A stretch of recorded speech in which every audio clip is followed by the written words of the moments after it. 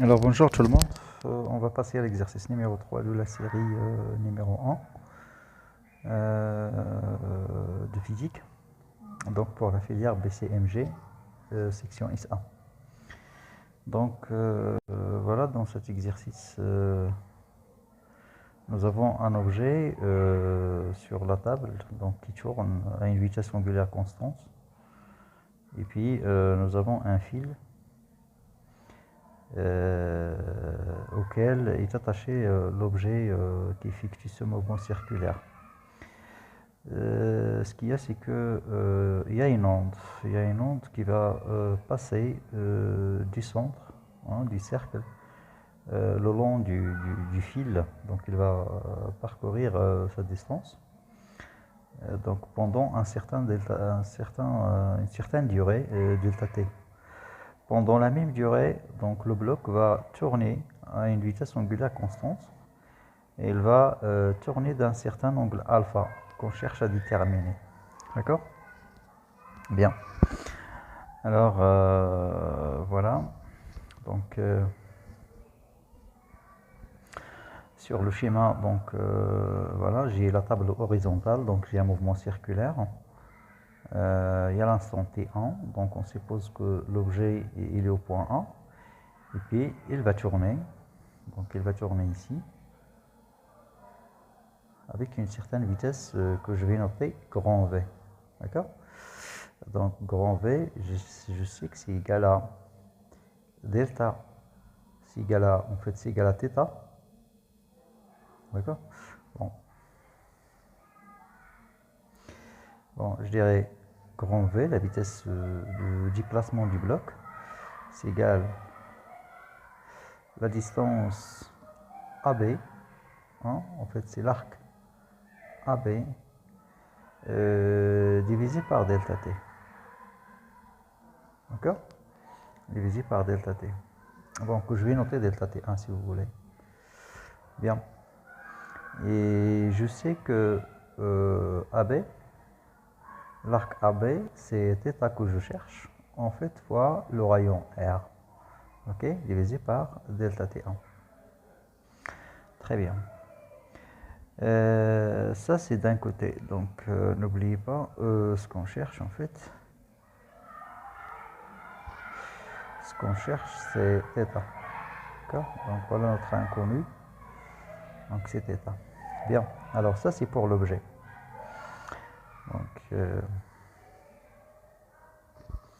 Donc ici, pour l'objet. Maintenant, pour l'onde. Pour l'onde, on a la vitesse v. La vitesse v, c'est égal à la distance parcourue par l'onde, c'est-à-dire r, divisé par delta t2. Ok? Super. Alors, on nous dit que delta t1, c'est égal à delta t2. C'est-à-dire, je remplace. Donc, delta t1, c'est θ fois r divisé par v, c'est égal delta t2 qui est égal à r sur petit v. Très bien.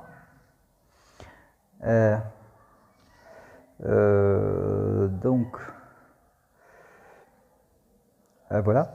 Donc maintenant, ici égal. Donc, c'est aussi égal r sur v. Ce v, on sait que c'est égal à racine de t sur mu. Ok? Bien. Alors, rappelez-vous, T, c'est quoi? C'est la tension du fil. Alors, je vais la représenter sur le schéma, tension du fil. Voilà.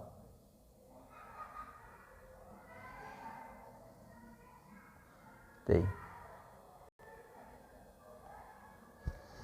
Alors, pour déterminer T,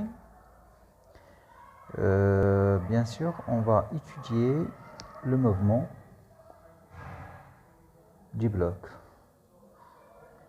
Alors, système étudié, on va revenir sur le bloc. Système étudié.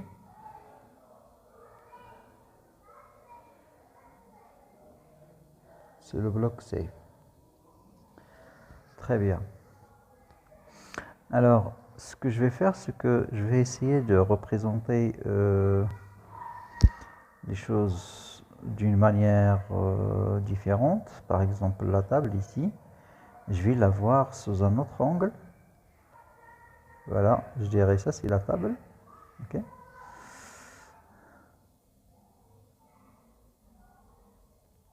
Voilà. Bon.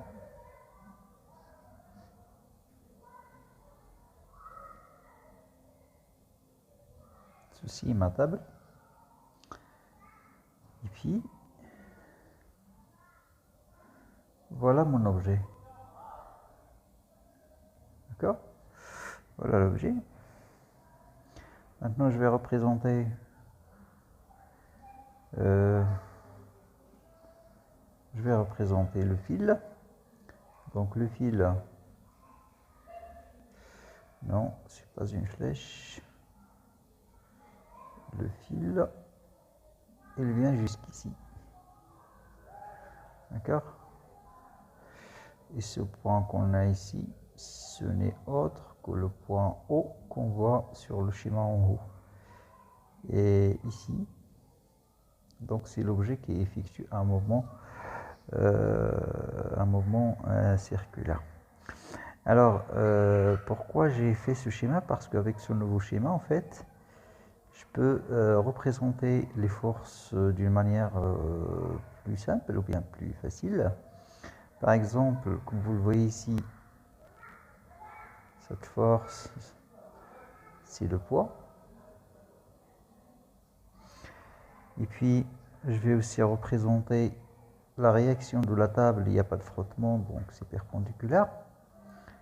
C'est R.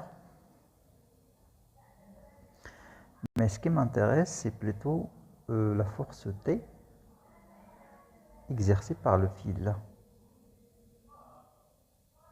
Voilà ce que je cherche. Donc ça, c'est T. Très bien.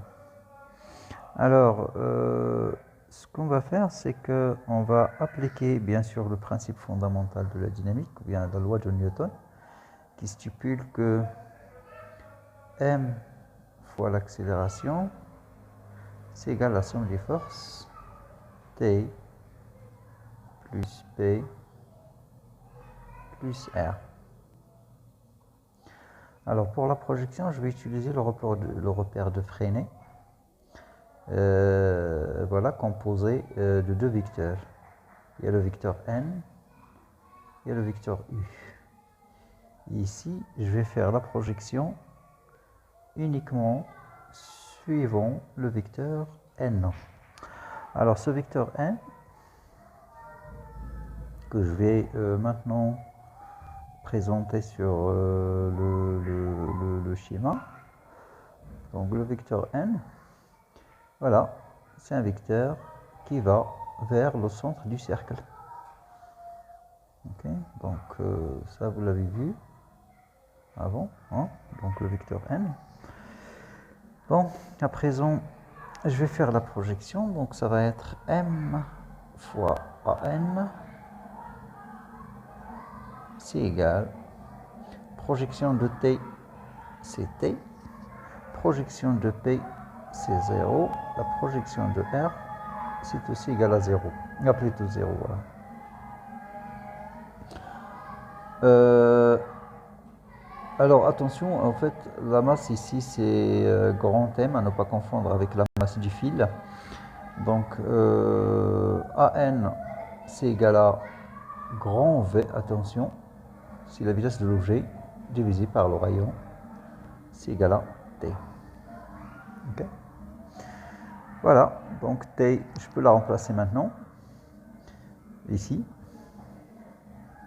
Et on aura quoi? On aura θ fois R divisé par V, c'est égal R qui va se simplifier en fait, je n'avais pas marqué.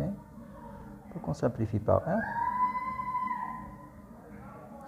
On a racine de mu. Racine de mu, rappelez-vous, c'est petit m sur la longueur du fil qui est égal à R divisé par racine de t.